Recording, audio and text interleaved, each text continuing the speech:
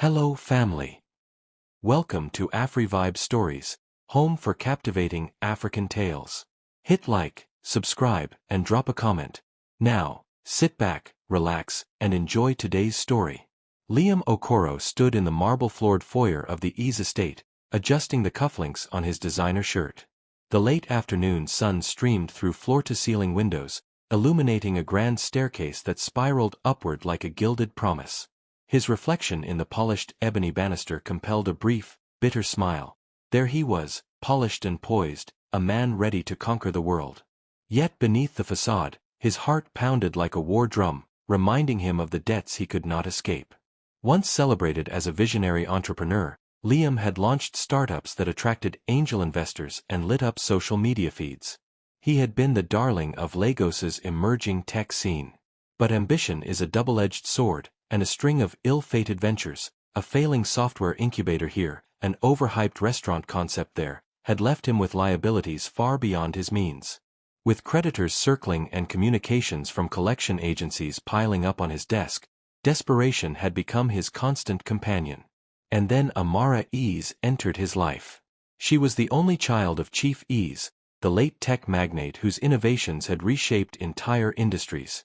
When Chief Ease passed away 6 months ago, Amara inherited a sprawling empire, AI-driven devices, massive data centers, and an intricate web of companies with a cumulative valuation in the billions.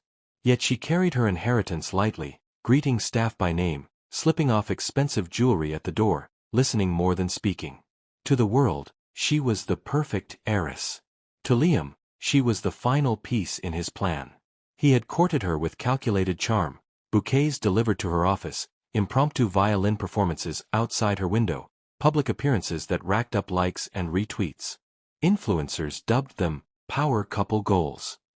Beneath the praises, Liam had negotiated a delay on signing the prenuptial agreement, citing final legal revisions and due diligence. In his mind, the timeline was critical.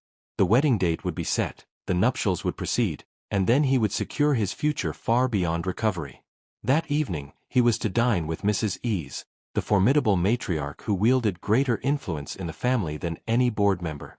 As Liam descended the staircase, he practiced his measured steps and calm smiles. He imagined the conversation, praise for the foundation's achievements, assurances of his loyalty, subtle flattery to win her over. The dining room was a study in elegance. A long mahogany table glowed under chandelier light, set with fine china and crystal goblets. Mrs. Ease sat at the head, her posture regal, silver hair swept back into a neat chignon. Across from her, Amara offered Liam a courteous nod. He inhaled slowly, bracing himself. "Mr. Okoro," Mrs. Ease began, her voice smooth yet authoritative. "I trust you've familiarized yourself with our foundation's recent initiatives." Liam placed his napkin on his lap, offering a warm smile. "Absolutely, Mrs. Ease. The women's empowerment programs and tech scholarships are inspiring. I'd be honored to contribute however I can." Her gaze pierced through him. "I hope your intentions extend beyond social media praise." He met her eyes. "My intentions are genuine. Amara's passion for social impact resonates with my own values." Mrs. Ease's lips curved ever so slightly. "Good.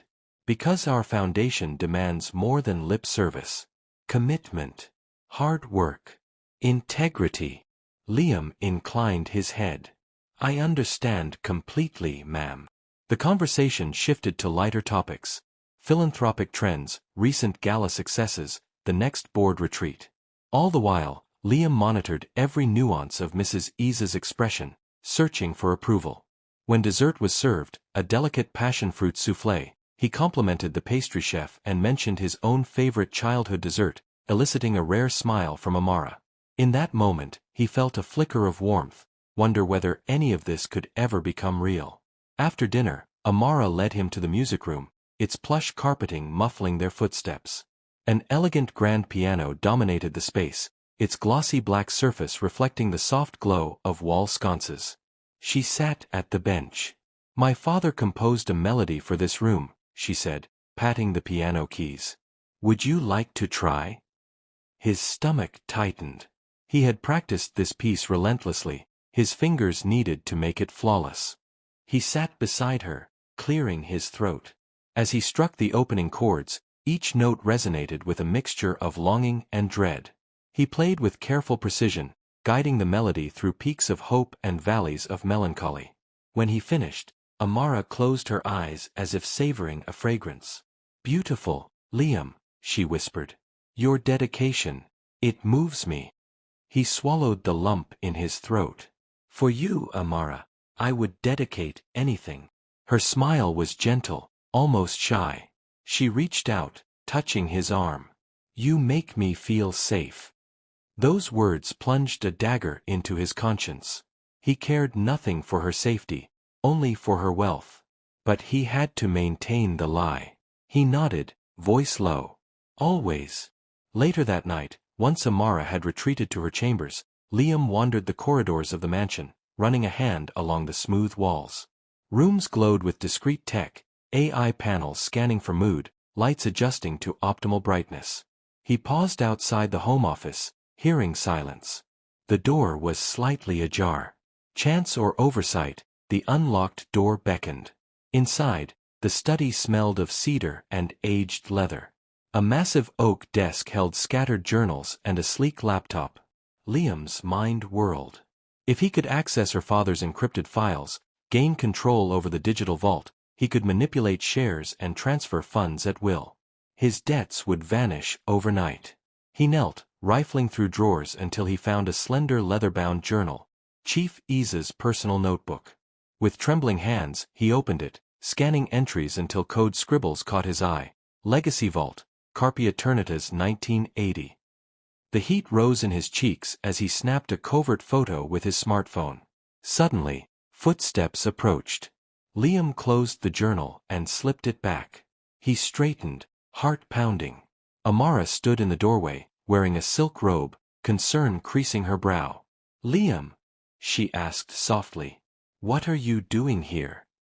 He forced a relaxed lean against the desk. "I just wanted to double-check details for the gala invitation. I thought there might be notes here." She studied him for a moment. "Be careful with my father's things. He kept many secrets in this room." He offered a genuine-sounding apology. "You're right. I'm sorry. I'll leave." As he backed out, she placed a hand on his shoulder. "I trust you, Liam. But remember, trust is like glass. It can break easily." He managed a nod, swallowing the guilt. "I'll be more careful." Alone again, he exhaled, guilt colliding with exhilaration. He had the code. Now, he needed to delay the prenup signing further and push forward the wedding date. In his pocket, his phone glowed with the image of the journal entry, the key to the fortune he craved. Outside, the moon rose over the Ease estate, casting pale light on manicured gardens. Liam paused at the threshold, staring back at the mansion as if seeing it anew. This was the stage. Amara was his unwitting co-star. And tragedy, when it came, would be his final, irreversible act of desperation. He stepped into the night, determined to ensure the perfect setup. His mind raced as he slid behind the wheel of the sleek black sedan waiting at the circular drive. The engine's low hum contrasted with the pounding of his heart. Each red traffic light felt like a stern judge prolonging his anxiety. Creditors had become shadows haunting his past failures, their threats echoed in his mind like whispers. Yet tonight, armed with the encrypted code, he felt reckless hope ignite. This knowledge was inevitably his ticket out of ruin. He pressed the accelerator, determination solidifying like steel as the city lights blurred past. The pre-dawn air hovered cool over the Ease estate, carrying the soft hum of AI-controlled ventilation through the corridors. Liam Okoro awoke before sunrise in his guest suite, heart still racing from the night's discoveries. Moonlight slanted through half-drawn curtains, illuminating the high-tech panels that lined the walls. He swung his legs over the edge of the bed, feet brushing the plush carpet, and rose silently. Today, the groundwork for his next move would be laid, and timing would be everything. He dressed in a tailored charcoal suit, the fabric whispering as he moved. He straightened his tie before a smart mirror that adjusted its lighting to emulate morning sun. Satisfied, he pocketed his phone containing the photograph of Chief Ease's journal entry and slipped into the hallway. His footsteps were careful, mindful of the silent sensors that triggered subtle shifts in lighting and temperature. At the foot of the grand staircase, he paused. The hush of the mansion felt conspiratorial, as though the walls themselves were eager to share secrets. He imagined them whispering, "She trusts you, but not enough." He forced down the surge of guilt twisting in his gut. Guilt was useless. Necessity was his guide. He made his way to the breakfast room, where the aroma of freshly brewed coffee mingled with the tang of citrus from a bowl of fruit. Amara sat at the long table, reviewing documents on a tablet. Her dark hair fell in gentle waves over her shoulders. She wore a simple white blouse that accentuated her calm determination. Across from her, Mrs. Ease examined a stack of legal papers, lips pursed. Liam offered a polite nod. "Good morning." Amara looked up, expression warm but measured. "Morning, Liam. Sleep well." He forced a relaxed smile. "Very well, thank you." Mrs. Ease didn't speak. She simply lifted her teacup, swirling the liquid thoughtfully. Liam took it as an invitation and poured himself a cup of coffee, careful not to spill. He sat at the table, his eyes flicking to the papers in front of Mrs. Ease, foundation budgets, event proposals, and, prominently, a highlighted clause in the prenuptial agreement waiting for Amara's signature. Liam had seen that clause many times now. It stipulated that any amendment required 3 independent legal reviews, time he could exploit. The prenup itself was ready, only Amara's signature remained. He needed to stall that signature indefinitely until after his final move. Mrs. Ease spoke first. "Liam, tomorrow's board meeting will include the final review of the prenup language. Have you reviewed the latest draft?" Liam cleared his throat. "I've glanced over it. It seems comprehensive, but I wanted to discuss one minor adjustment regarding the foundation's endowment structure." Mrs. Ease arched an eyebrow. "We'll discuss it after the foundation's financial report. The prenup is secondary to the estate's stability." Amara paused, concern flickering across her face. "I don't want any misunderstandings, Liam. If you have concerns, let's address them now." Liam looked from Amara to her mother. He folded his hands. "My only concern is ensuring the foundation has adequate capital. The current structure caps the endowment at 20% of liquid assets. I was thinking 25 might be more sustainable in the long term." Mrs. Ease closed her folder. "We'll add that to the agenda. For now, let's focus on the gala logistics. We'll revisit the prenup tomorrow." Liam nodded. "Of course." The meeting dissolved into discussions of venue lighting, guest accommodations, and keynote speakers. Liam contributed comments, warm, engaged, supportive, while mentally mapping each person in the room and their access to Amara's father's wealth. He observed the executive assistant, Mrs. Okoye, quietly taking notes, the family attorney, Mr. Adewale, meticulously adjusting his glasses, and the CFO, Ms. Bello, distractedly tapping calculations into her phone. All were potential allies or obstacles. As the meeting adjourned, Amara rose. "I'll run through the schedule for the press conference," she said. "Liam, would you help coordinate the media team setup in the conference room?" He stood quickly, eager for the chance to slip away. "Gladly."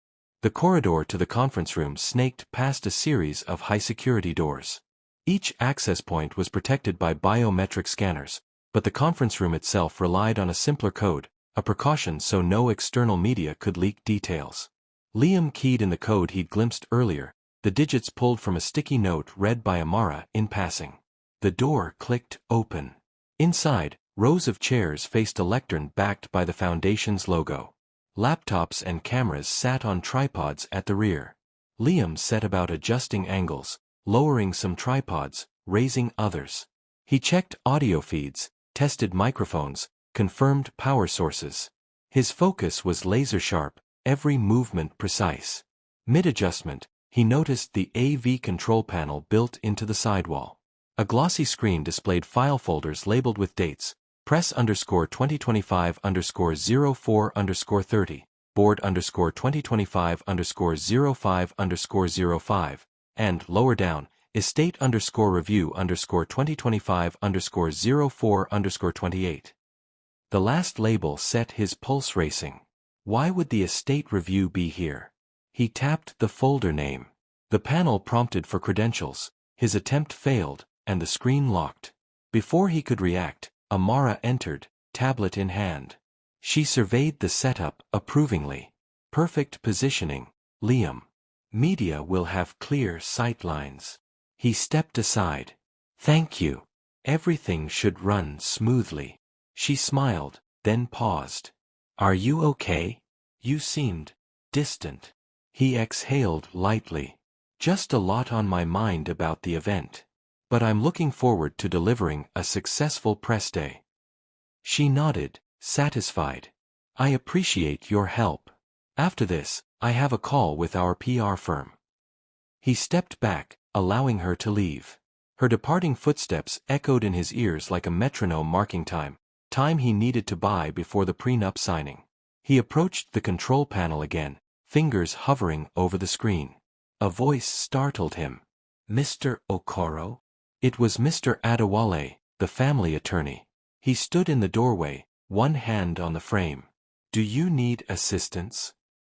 Liam stepped back, regaining composure. Thank you, Mr. Adewale. I was just testing the audio feeds. No trouble. The attorney nodded, eyebrows raised slightly. Be careful. Those systems store confidential information. We can't risk leaks. Liam inclined his head. Understood. I'll leave it to you professionals after today. Mr. Adewale's expression softened. Your enthusiasm is appreciated, Liam. You've been a great asset to the foundation so far. Flattery was a useful tool. Thank you. Alone once more, Liam allowed himself a momentary smile. He'd gleaned more about the estate's inner workings than he'd dreamed possible. But the locked folder nagged at him.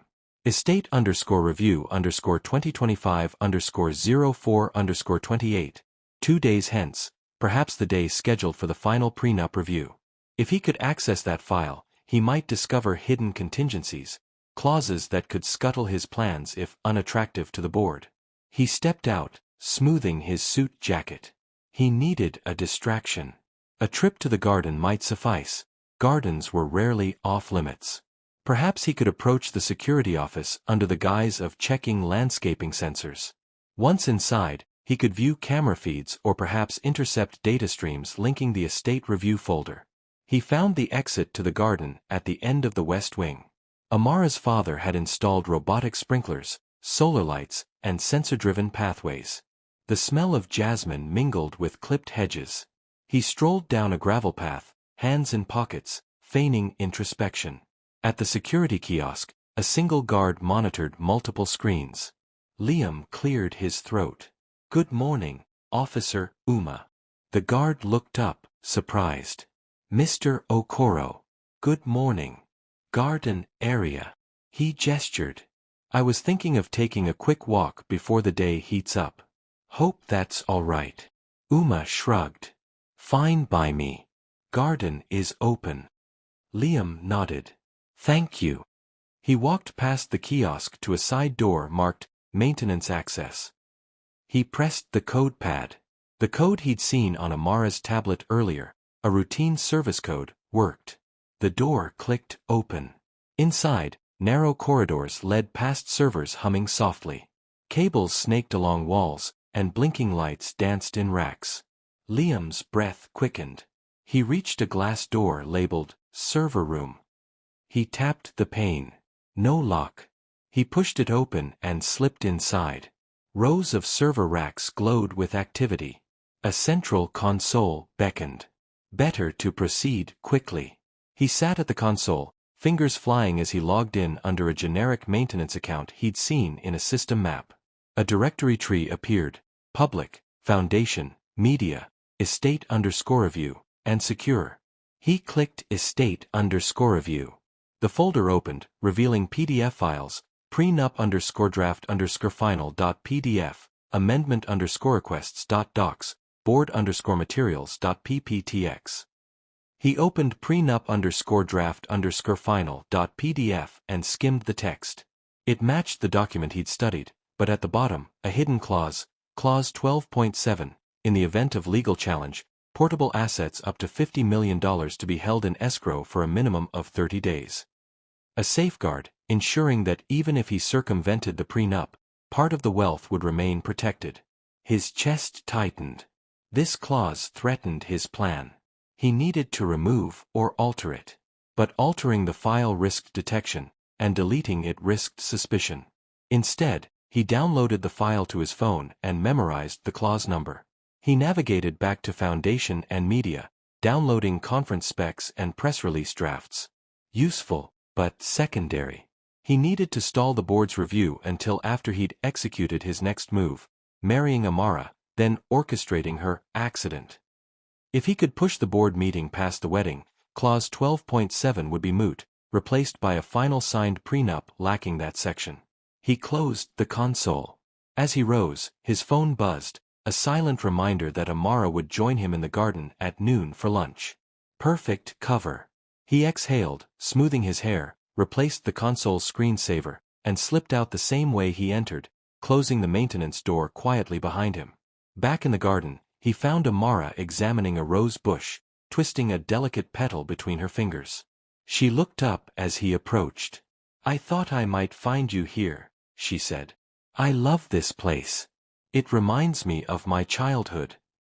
He offered a warm smile. "It's beautiful. Peaceful." She glanced at her watch. "Shall we head back? Lunch in the conservatory at 12. "Lead the way," he said, following her along the pebbled path. She paused suddenly. "Liam, I overheard something earlier. One of the landscapers mentioned last-minute changes to tomorrow's board package. Is everything all right?" He tensed. "Changes?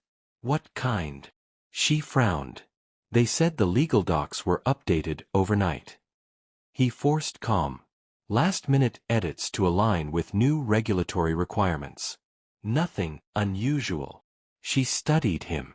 "Promise me, if there's anything I should know, you'll tell me." He looked into her earnest eyes and nodded. "I promise." She smiled softly. "Thank you." They walked in silence, footsteps crunching over the pebbles. His throat burned with the lie, but he kept his expression steady. Once in the conservatory, a glass-roofed room swathed in ferns and orchids, he helped her pull out her chair. The staff served tea, sandwiches, and fruit. Amara chatted about upcoming philanthropic trips. Liam responded with practiced enthusiasm. Yet beneath the polite conversation, both were wary. She of the final prenup details, he of her piercing intuition. In the midst of delicate flowers and filtered sunlight, they circled each other, two predators disguised as partners. When lunch concluded, Amara excused herself to take a call. Liam lingered, eyes scanning the consoles that controlled climate and irrigation. His mind raced with contingency plans. Bribe the CFO to stall the board vote, plant doubts in Mrs. Isa's mind about his loyalty, or trigger a minor scandal requiring his absence on review day. All he needed was time. He left the conservatory just as the clock in the foyer struck 1:30 p.m. The day's tasks loomed: media setup, final gala walkthrough, more meetings. Each step would bring him closer to the wedding, and closer to executing his terrible final act. But before then, he had to navigate the whispered hazards hidden in the mansion's walls, and ensure that every whisper worked in his favor. In the quiet corridors of power and privilege, Liam Okoro had become an expert listener. Every creak of floorboard, every click of a camera shutter, every strangled breath carried meaning. And tonight, when the corridors fell silent once more, he would meditate on those whispers, and decide which to follow, and which to turn into tools of his own dark design. The sun dipped low behind the skyline, painting the city in hues of orange and violet. Liam Okoro stood on the rooftop terrace, surveying the scene with painstaking precision. Flickering candles lined the perimeter, their flames dancing in the light breeze. Elegant lanterns hung from wrought iron hooks, casting patterned shadows on the stone floor. A small table draped in ivory linen sat at the center, set for two with fine china, crystal glasses, and polished silverware. Overhead, a discreet speaker hid behind climbing ivy, emitting soft jazz that blended with the distant hum of traffic below. Every element had been chosen to evoke romance, and lull Amara into trusting him completely. Amara Ease emerged from the glass doors, stepping onto the terrace in a flowing sapphire gown that caught the last rays of sunlight. Her dark hair cascaded over her shoulders, framing a face that seemed to glow against the twilight sky. She paused at the threshold, eyes widening at the display. "Liam," she whispered, covering her mouth with one hand. "This is stunning." Liam offered his hand with a suave smile. "Happy birthday, Amara. I wanted tonight to reflect how special you are." His voice was smooth, almost lyrical. He guided her to the chair. She seated herself delicately, arranging the folds of her gown as if settling into a treasured memory. He poured champagne into her crystal flute, the liquid shimmering like liquid gold. "To you," he said, raising his glass. She clinked hers against his, and they both took a sip, the bubbles tickling their senses. The faint strains of saxophone wafted through the air, lending a sense of intimacy as the sun continued its slow descent. The first course arrived, seared scallops drizzled with lemon butter, resting on a bed of wilted spinach. Amara's eyes brightened. "These are my favorite," she said, smiling. "How did you know?" Liam's heart fluttered at her delight. "I told my chef you mentioned them once." He reached across the table, brushing her hand. Electricity sparked at the touch. As they dined, their conversation flowed easily. They spoke of childhood dreams and unrealized ambitions. Amara recounted her favorite memories with her late father, summer drives, impromptu piano concerts in this very room. Liam listened, nodding, feigning empathy, all the while calculating his next steps. Beneath his composed exterior, his pulse raced. The code to the vault burned in his pocket like a live coal, fueling both ambition and dread. He leaned in, voice hushed. "I want to build something with you," he said softly. "A life that honors your father's legacy." Her dark eyes glistened with tears. "You make me feel so loved, Liam." Her words stabbed his conscience, but he forced himself to smile warmly. "You deserve the world, Amara." Between courses, Liam retrieved the journal photograph from his pocket and glanced at it, committing the code to memory once more. He imagined the next day's board meeting, the final prenup review. If he could delay her signature until after the wedding ceremony, he would own every asset. Marriage meant union. Marriage meant access. For dessert, they shared a chocolate mousse topped with raspberry coulis. The sweet tang mingled on their tongues as the first stars emerged overhead. Amara stretched, eyes drifting to the railing that framed the city beyond. "Liam," she said, voice soft. "Promise me you'll always protect me." He took her hands, warmth radiating through the silky fabric of her sleeves. "Always," he whispered, meeting her gaze. She rose from her chair and walked to the railing, gazing at the twinkling lights below. Liam followed, his pulse hammering in his ears. The moment had arrived. He approached from behind, hands reaching toward her waist. His breathing grew shallow as he weighed the consequences. Just one push, he told himself. Just one push, and she would slip into unconsciousness, slip into the canopy below, and no one would suspect premeditation. Time slowed as he placed his hands on her shoulders. She leaned forward, hair falling like a dark waterfall. The city noises floated up, distant horns, murmured conversations, the hum of life continuing unaware. Liam inhaled sharply and exhaled in a controlled breath. His hands steadied. This was for survival. This was for their future. Then he pushed. Amara's startled cry tore through the night. Her body lurched forward, momentum carrying her toward the railing. Liam's heart froze for a heartbeat. Then he lunged forward, arms outstretched, but she vanished from his grasp. Terror exploded in his chest as he watched her silhouette disappear over the edge. She fell. In the silent instant before impact, Liam's mind registered the iron apparatus of the canopy 30 feet below. It would break her fall. It would save her life. He prayed she landed on it, glanced down as he stumbled to the edge. Through the white canvas, he saw a shape slump and then shift. A red stain bloomed. A neighbor on the floor below, oblivious to the danger, had filmed fireworks for YouTube. The camera swung upward, capturing the moment Amara went over. The footage recorded her descent and final collapse onto the canopy in horrifying clarity. Sirens wailed in the distance.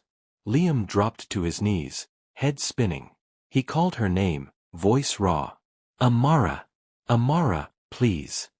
He scrambled to the railing, leaning over to peer down. She lay motionless. Blood glistened on the canopy. His stomach churned. Moments later, the rooftop floodlight blinked on as security personnel arrived. They illuminated the terrace, finding Liam kneeling, hands stained. "Sir," one guard said, flashlight in hand. "Step away from the edge." Liam obeyed, staggering back. He wiped trembling hands on his trousers. By the time paramedics reached the terrace, Amara had been stabilized and strapped onto a stretcher. Mrs. Ease, alerted by frantic calls, descended in the elevator with Detective Namdi at her side. Mrs. Ease's eyes locked onto Liam as he stood, head bowed. "You monster!" she hissed, voice shaking. Liam lifted his gaze, tears mingling with sweat. "It was an accident," he sobbed. "I didn't mean," but his words faltered under her horrified glare and the detective's stern scrutiny. Detective Namdi knelt beside the paramedics. "Get her to the ICU immediately," he ordered. He turned to Liam. "You're coming with me." As they led him toward the stairwell, the live stream of the neighbor's camera continued to broadcast. Comments exploded. "Did he push her? She's going to die. Justice must be served." Liam's world blurred. The terrace, the candles, the music, all vanished into a haze of panic and regret. Up on the canopy, Amara lay unconscious, the city lights reflecting off her closed eyelids.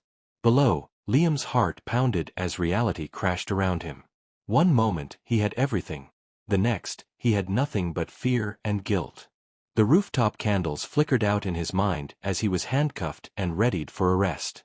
The night sky stretched indifferently overhead, witness to the irreversible moment when greed eclipsed love and tragedy became inevitable. Immediately, Liam's senses fractured. The canopy groaned under her weight before it arrested her fall, cloth stretching like a wounded sail in wind. His vision tunneled, heart pounding. Memories of their future flickered, sunlit vows, laughter in bright kitchens, children they would raise. None of it would survive. Gasps and frantic shouts echoed from neighboring terraces as distant onlookers witnessed. The same neighbor who filmed fireworks cried into his phone, "She fell." Fear constricted Liam's chest. He wanted to leap over the railing, cradle her body, rewind time. But his legs trembled with guilt and shock, pinning him motionless. Below, the canopy strained and creaked under her form, red staining the fabric where she lay. Sirens approached, footsteps pounding overhead. Each echo felt like judgment, each heartbeat a reminder of his betrayal. In that suspended moment, he understood the ruin he had wrought, irreversible and complete. Tragic consequence indeed. Liam stumbled down the stone steps, his heart pounding so loudly he was sure every soul on the terrace heard it. He wiped his trembling hands on his trousers, eyes frantic. Paramedics scrambled to Amara's side, checking pulses and vitals. "Stand back, sir," one ordered, voice calm but firm.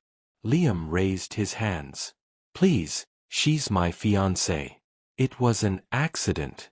I didn't mean for any of this to happen." His voice cracked, raw with panic. The paramedics swept him aside gently but firmly to tend to the injured heiress. Onlookers whispered and filmed with phones, the glow of screens illuminating their horrified faces. "She fell from the terrace," someone gasped. Liam tried to approach Amara's stretcher but was blocked. "Step away, sir," another medic warned. They loaded Amara into the ambulance as Detective Namdi arrived, blue uniform crisp, badge glinting. "Mr. Okoro." he called, voice quiet but heavy. You need to come with me. Liam's legs gave way. Detective, please. He tried to explain, waving at the paramedics. It was a slip. A tragic accident. But Namdi's expression was unreadable. A uniformed officer cuffed Liam's wrists. You're under arrest for attempted murder, Namdi intoned. The words fell like an iron weight in Liam's chest. He opened his mouth to protest, but found only a strangled sob. Within hours, the neighbor's footage had gone viral. Online, the clip was everywhere. Liam's silhouette behind Amara, her cry, the moment she vanished. #Amara's #fiancé falls trended on Twitter. News anchors dissected every frame, replaying it in slow motion. In an emergency broadcast, the anchor intoned, shocking footage shows the heir to a tech empire pushed from a rooftop. Police are probing whether this was a tragic accident or something more sinister. Back at the police station, Liam sat in a stark interrogation room, shirt stained with sweat and residue. Across the table, Namdi watched him through a steaming glass partition. You expect me to believe this was an accident? The detective asked. Liam swallowed. I panicked. I never thought. His voice trailed. I loved her. The detective tapped a photo on the table, a still from the video showing Liam's hand on Amara's shoulder moments before the push. Love doesn't push someone over a railing. Meanwhile, social media erupted. Influencers posted reaction videos, their faces contorted in outrage as they narrated the footage. Look at how he placed his hand. This man is sick, wrote one blogger, her Instagram story garnering millions of views. Brands which had sponsored Liam's speaking tours began to distance themselves. Within one afternoon, his lucrative endorsement deals with a fitness wear company and a financial startup were terminated. Press releases from both corporations stated, "We are deeply disturbed by these allegations and will cooperate fully with authorities." Liam's phone buzzed ceaselessly, calls from lawyers, agents, even his publicist. He picked up a call from his PR consultant, Tund. They're dropping you, Liam, Tund said, voice urgent. Your social accounts are being flooded with calls for your head. You need a statement, now. Liam rubbed his eyes. What statement can I make? I was defending her. Tund exhaled. You need to lawyer up and say nothing without legal counsel. At home, in his opulent apartment, cleaning staff had long since departed. The living room felt empty, the walls echoing with memories of celebration. His phone lit up with Instagram notifications. His ex-girlfriend Toke had posted a video accusing him of being a gold digger who moved from one wealthy partner to the next. Comments flooded in. All those red flags. Serves him right.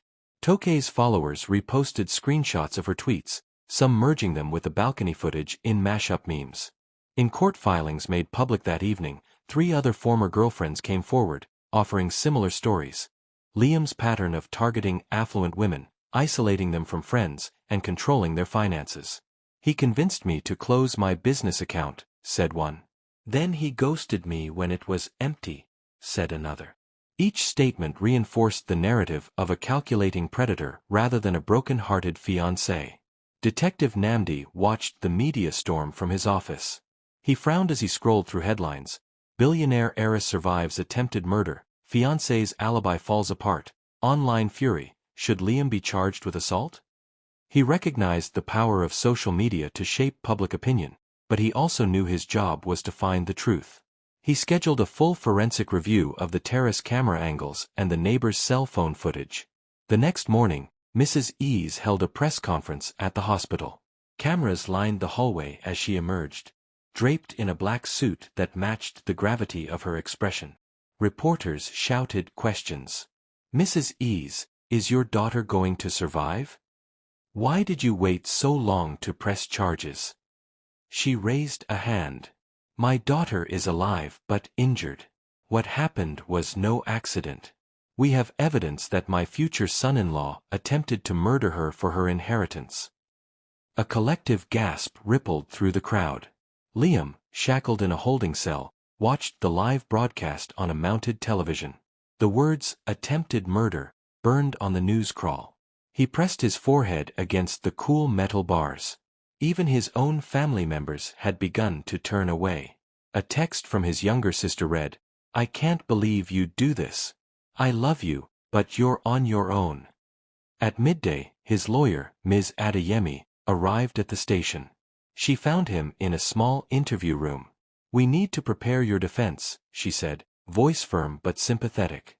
Liam sank into the seat. "I didn't mean to hurt her. I loved her." Adeyemi sighed. "Intent is hard to prove when the video shows you pushing her. We'll have to argue accident, loss of self-control, maybe even mental breakdown. But public opinion has already condemned you." Back on social media, a live stream dubbed "Justice for Amara" attracted thousands of viewers. A prominent women's rights group created a petition demanding that Liam be held fully accountable.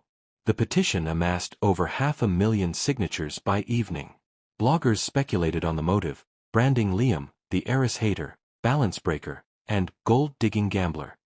Memes of him in a crown of thorns circulated, each iteration darker than the last. In the low light of the station's corridor, Detective Namdi found Liam waiting anxiously. "We're transferring you to the central lockup," he said. "Make sure you gather your belongings." Liam offered him a pleading look. "Detective, I swear I never wanted this," Namdi interrupted. "Save it for the judge."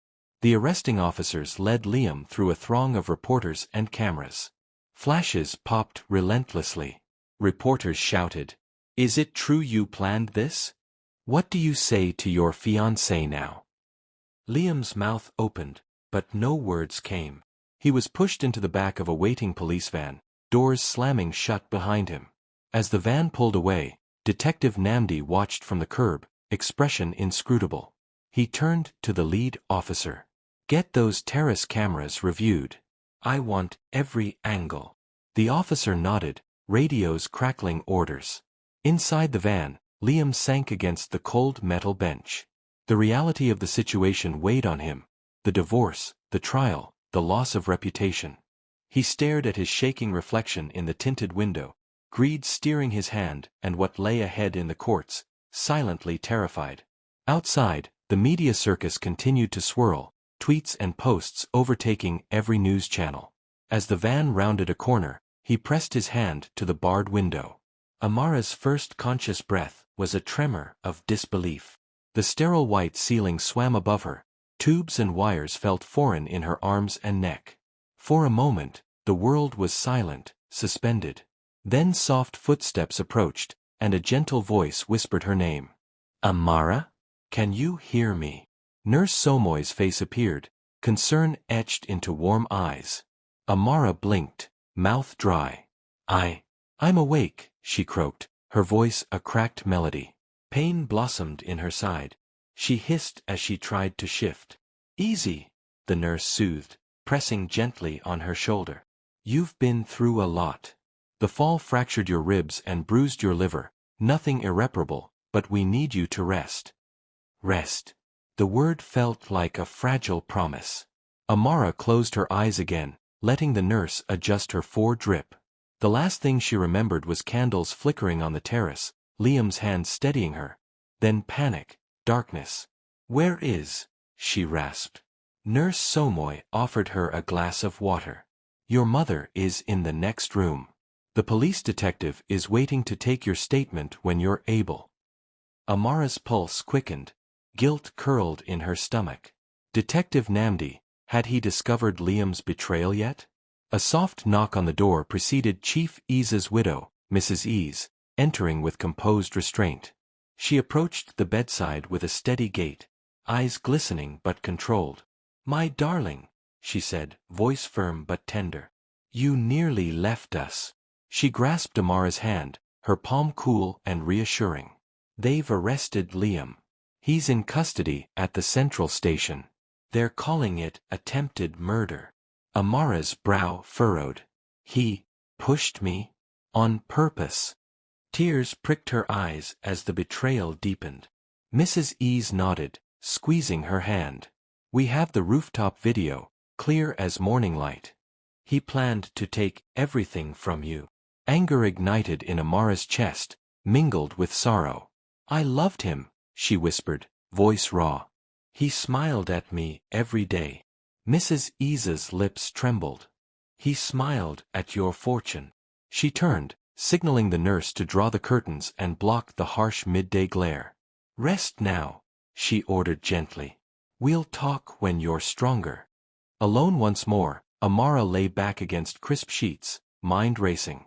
Images flashed, Liam's charming tones, the private dinners, the music room confession. And then the push, the screaming, her world upside down. A new determination kindled. She would reclaim her narrative. She would speak.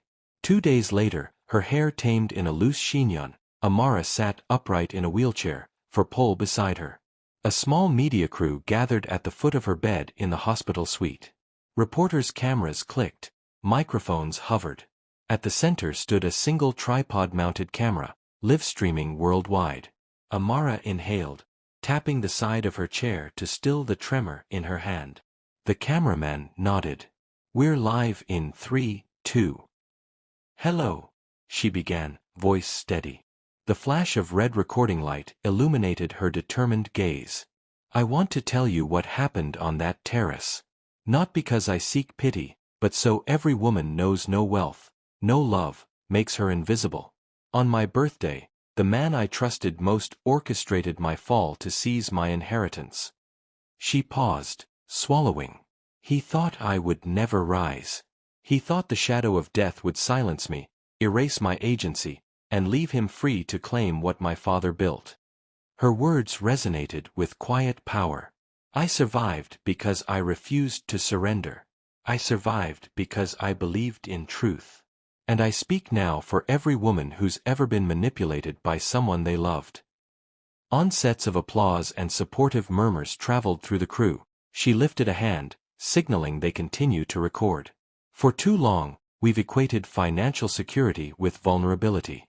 We've been preyed upon by partners who promised care but counted assets. I refuse that narrative. I will not be defined by the man who tried to kill me for my fortune. I will be defined by what I do with it, by how I lift others." She exhaled, emotion rippling through her. "Today, I launch Shield Her, a foundation dedicated to educating women on financial autonomy, emotional manipulation, and legal safeguards. We will provide workshops, legal aid, mentorship, and an emergency hotline. No woman should wake up to find her life, and her bank account, threatened by the person she loves." Amara's gaze hardened. "And we will hold perpetrators accountable." The camera clicked off. As the crew dispersed, Mrs. Ease entered, pride and relief softening her features. "They'll replay that video for weeks," she said. "You were incredible." Amara managed a small smile. "I needed to be heard." Her body ached, but her spirit soared. "When I'm back on my feet, I want this foundation to host its first gala, right here, on this terrace. But next time, the candles will burn for survivors, not for a setup." Mrs. Ease nodded. "I'll make it happen." Weeks later, Amara walked slowly into the grand hall of the family estate, the same terrace where her life nearly ended. Reconstruction was complete. New marble floors, reinforced railings, and safety nets. A long reception table held prototypes of Shield Her's programs, pamphlets on financial literacy, VR legal scenario training stations, and touch-screen kiosks for signing up mentors. Justice Obaisai, a renowned women's rights attorney, greeted her with a warm embrace. "This is extraordinary, Amara," he said. "You're turning trauma into transformation." She shook his hand. "We're not just survivors. We're architects of our destiny." Patrons in elegant attire mingled, CEOs, influencers, philanthropists. Each approached with gratitude, sharing stories of threatened inheritances and emotional blackmail. Amara listened to them all, her own pain transmuted into purpose. On the raised dais, she stepped to the podium. Cameras surrounded the space for both media coverage and live stream. Amara cleared her throat. "Thank you all for believing in Shield Her. Our mission is clear: empower women financially, legally, and emotionally so no one has the leverage to harm us. no matter how deep their deception. Her speech wove personal anecdote and ambitious vision, a digital tool for safe investments, a legal fund to contest coercive marriages, partnerships with banks for secure account structures. Applause rippled through the crowd as she concluded, "He thought I'd remain broken. But queens rise. Not in spite of our trials, but because of them." The sun set in a blaze of gold as the guests lifted their glasses. Amara looked down at the terrace's edge, remembering the night of the push, then to the canopy below. Gone now, removed for safety. No memorial, only renewal.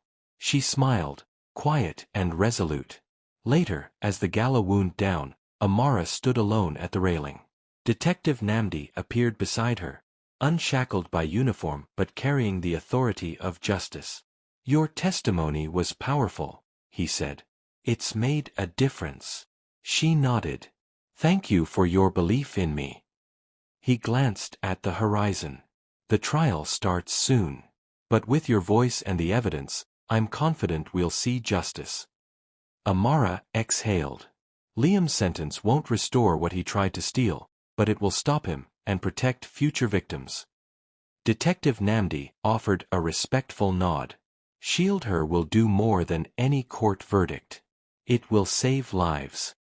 Under the emerging moon, survivors and allies danced to a soft DJ set, each beat a proclamation of resilience. Amara joined them, laughter bubbling up despite lingering aches. She raised her glass to the sky, to life, to truth, to unstoppable legacies built on strength and solidarity. In that moment, she felt the full force of her journey. From victim to victor, from heiress to advocate, from prey to protector. The rooftop that had once been a stage for betrayal was now a beacon of hope. And as candles glowed around her, Amara understood that the greatest wealth was not in fortunes, but in the power to ensure no woman ever fell unseen, and fell no more. The courtroom was hushed as the judge prepared to deliver the verdict. Amara Ease sat, head held high, flanked by her mother, Mrs. Ease, and the lead counsel, Barrister Adeyemi. Liam Okoro appeared down the aisle, shackled and gaunt, his costume of arrogance replaced by defeat. The prosecutor rose to speak one final time, voice resonant. "Your Honor, we have incontrovertible evidence, digital logs, eyewitness accounts, and the rooftop terrace video showing Mr. Okoro push Ms. Ease. His pattern of financial predation that spanned years was laid bare. Encrypted vault codes he stole, forged documents, and testimonies from former partners." The jury sat rapt as the prosecutor illustrated his methodical approach to exploitation and coercion. Amara watched with quiet determination, unwavering as the court validated her truth. When the gavel finally struck, the judge pronounced a sentence of 20 years for attempted murder and fraud. A wave of relief washed over her as Liam was led away in chains. Outside the courthouse, a sea of reporters and cameras clamored for statements. Microphones formed a forest around Amara as she stepped onto the marble steps with calm resolve. "Today is not just a personal victory," she declared into the open mics, her voice steady and authoritative, "but a watershed moment for every person who has been exploited for their wealth under the guise of affection. No individual should be reduced to a commodity."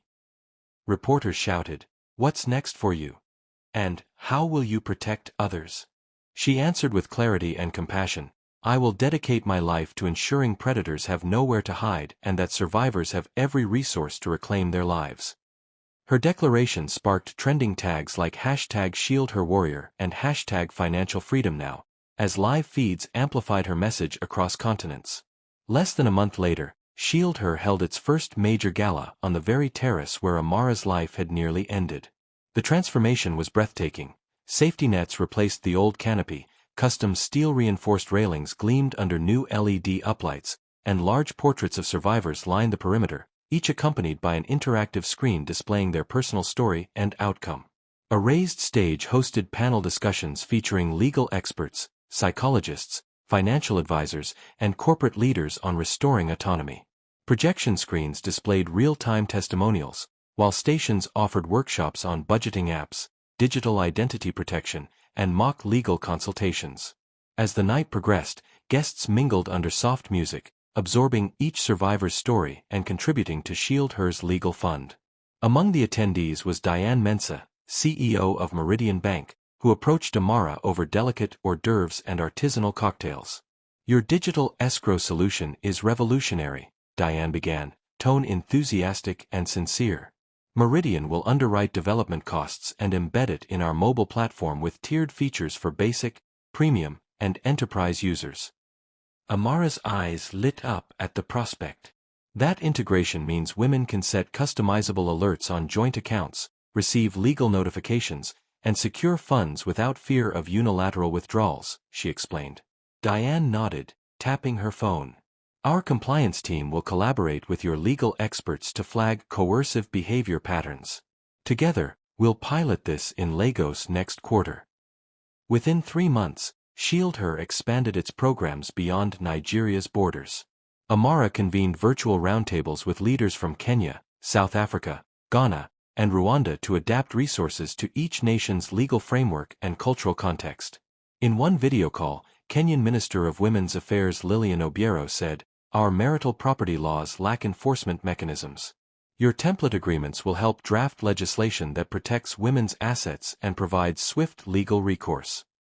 In Johannesburg, a consortium of NGOs piloted workshops combining self-defense training with financial literacy seminars, while translation teams ensured materials were accessible in multiple local languages. Each session concluded with survivors receiving microgrants to start small businesses. As word spread, a major streaming service approached Amara to produce a documentary series on ShieldHer's origins and impact. She welcomed a small, discreet crew into her life, documenting board meetings, foundation workshops, and personal moments of reflection. In one intimate scene, she walked through her childhood neighborhood, revisiting her late father's home and confiding to the camera, "I never imagined my legacy would be a movement born from survival."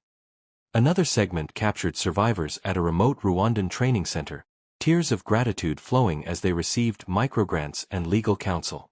When the Netflix documentary, Queen's Rise, premiered at an international film festival, critics praised its raw honesty and transformative message, winning awards for Best Social Issue Series. Amara's influence reached the global stage when she was invited to speak at the United Nations Commission on the Status of Women. Standing before delegates from over 50 nations, she opened with a clear assertion: financial freedom is the foundation of personal autonomy. She outlined a 6-point action plan: mandatory prenuptial counseling in every country, establishment of accessible legal aid funds, international reporting standards for financial abuse, development of digital escrow platforms, creation of cross-border survivor networks, and annual global summit on financial integrity. Following her address, delegates engaged in a robust Q&A, with several countries pledging to introduce new legislation in line with her recommendations, and UNESCO offering to fund pilot programs in developing regions. Months later, Amara returned to the terrace one sunny morning, accompanied by her mother. The space had become the official headquarters for ShieldHer's legal clinic, counseling center, and co-working area for survivors. A ribbon-cutting ceremony had marked the opening of private legal consultation rooms, group therapy spaces adorned with art created by survivors, and communal desks where women could build businesses in a supportive environment.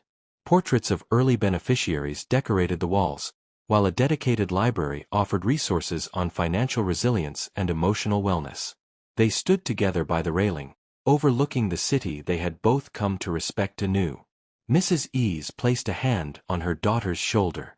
"You've taken unimaginable pain and turned it into purpose," she said softly. Amara smiled, gaze steady. "I'm building a legacy that no one can steal." As the sun set in a blaze of pink and gold, Amara reflected on her journey, from reluctant heiress to indefatigable advocate. The wealth she had inherited became a powerful tool for transformation. Her father's dream of innovation was reborn in a mission to protect people over profits. Universities across Africa now sought ShieldHer's accreditation, community centers invited her to host ethics workshops, and corporate boards implemented survivor-focused policies. Above her, the sky reflected the possibilities she had created.